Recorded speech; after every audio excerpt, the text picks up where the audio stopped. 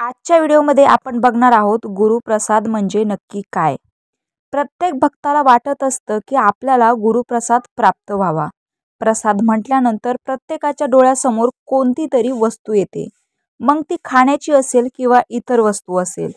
गुरुप्रसाद नुसत्या वस्तूच्या रूपात नसून इतर दुसऱ्या कोणत्या तरी रूपातही असू शकतो, व तो म्हणजे परमेश्वराच्या पाठिंब्याची आवश्यकता. प्रसाद म्हणजे केवळ नैवेद्याचा प्रसाद किंवा जेवण इतका संकुचित अर्थ न घेता प्रसाद म्हणजे आनंद मिळणे किंवा तृप्तता प्राप्त होणे. श्री गुरुची उपासना करणे, नित्याने त्यांचे स्मरण करणे, त्यांच्या उपासनेचा ध्यास लागणे हे नित्य करणे आवश्यक आहे. त्यापासूनच गुरुप्रसादाची प्राप्ती होईल. एकदा गुरुप्रसाद प्राप्त झाल्यानंतर ईश्वरी अनुभव आल्यानंतर आत्मनिरीक्षण करणे सोपे जाते. गुरुप्रसाद इतका प्रभावी असतो की आपल्याला आपल्या आत्म्याचे प्रत्यक्ष दर्शन होते. हे दर्शन तेजोमय असते. जेव्हा ते अनुभवायला येते तेव्हा ते डोळे झाकले असतानाही दिसते, उघडे असतानाही दिसते, जळी तळी काष्टी पाषाणही दिसते. हे चैतन्य केव्हा डोळ्यापुढे उभे राहील याचा भरवसा नसतो.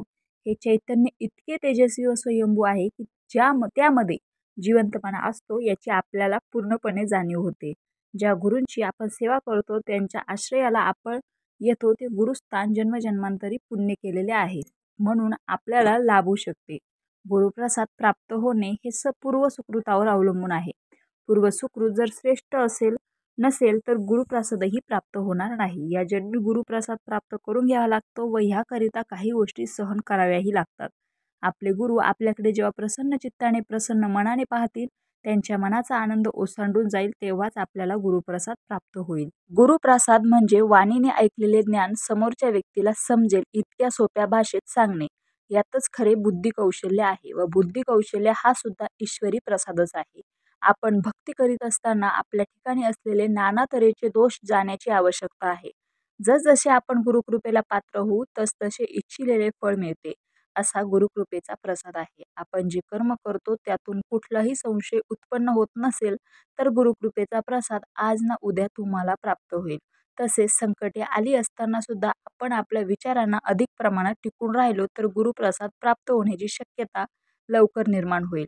आम्ही आमच्याकडे येणाऱ्या प्रत्येक भक्ताला आशीर्वादात्मक प्रासादिक खडीसाखर देतो. याच्या सेवनाने तुमचे कल्याणच होणार आहे. रोज एक किंवा अर्धा खडीसाखरेचा तुकडा खात जा. त्याचे स्वरूप बदलू नये.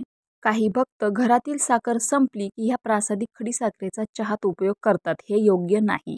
ज्या स्वरूपात प्रसाद दिला आहे त्या स्वरूपातच त्याचा उपयोग झाला पाहिजे, तरच त्याचा चांगला परिणाम होतो. जर त्या प्रसादाचे स्वरूप बदलले तर त्यातील चांगले गुण नष्ट होतात व ती वस्तू एकदम सामान्य बनते. तेव्हा याची विशेष काळजी घ्यावी. आपल्या आश्रमात देवाचे अधिष्ठान आहे. येथे आम्ही जेव्हा प्रसाद घ्यायला सांगतो तेव्हा तो जरूर घ्यावा. या अन्नाला एक विशेष प्रकारची चव असते. येथील प्रसाद घेतल्याने तुमचे दोष कमी होतात.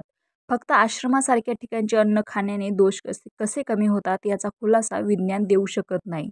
आम्ही तुम्हाला जो प्रसाद देतो तो दयेचा भाग आहे, पण तुम्हा लोकांना प्रसाद मागण्याचा जेव्हा अधिकार प्राप्त होतो व त्यावेळी आम्ही जे देतो ते तुम्हाला पूर्णत्वाला नेते, तेव्हा ह्या गोष्टी मिळविण्याकरता त्याग करावा लागतो.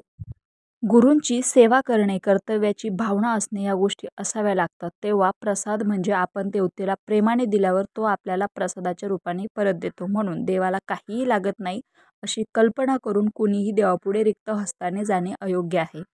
रामकृष्ण हरी.